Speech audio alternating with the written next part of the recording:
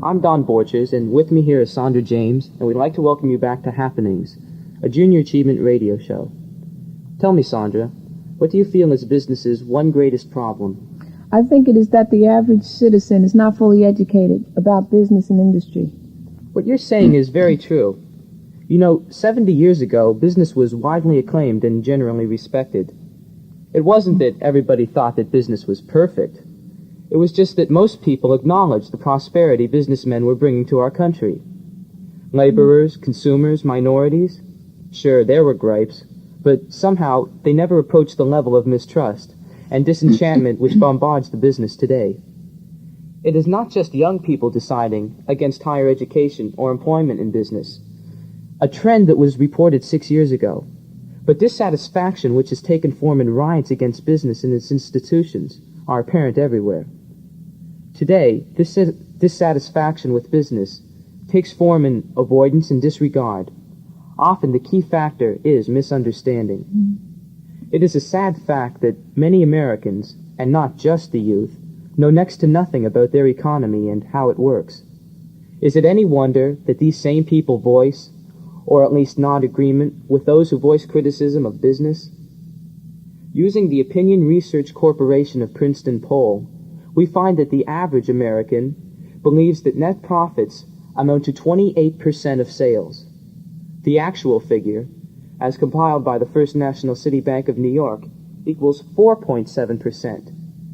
Clearly, the public's notion of corporate profitability, to say nothing of the role profits play in the economic system, is grossly distorted.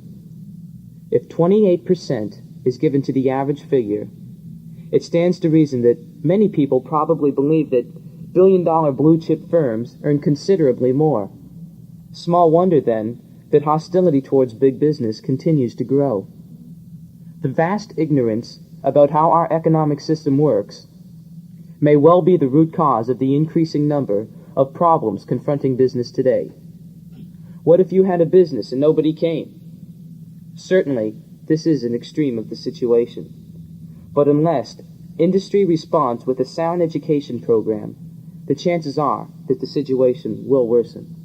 Junior Achievement is the largest youth agency solely addressing itself to the awareness economy education. Learning by doing while working in all aspects of the business arena is the JA approach.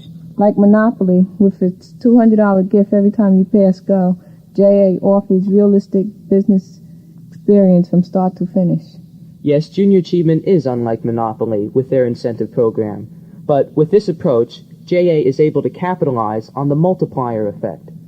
Each Junior Achievement member sells, say, 5 shares of stock in his or her miniature company. Usually, 3 of the 5 new shareholders have never owned stock before.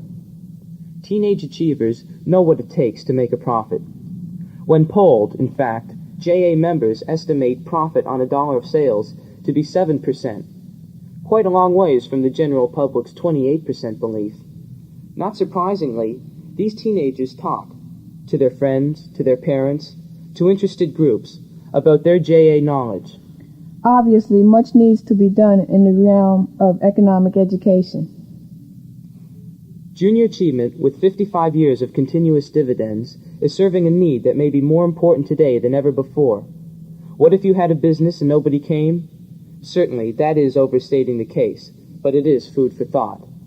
Right now, you're listening to WLIR-FM, Garden City, New York, and this is Happenings, a Junior Achievement radio show.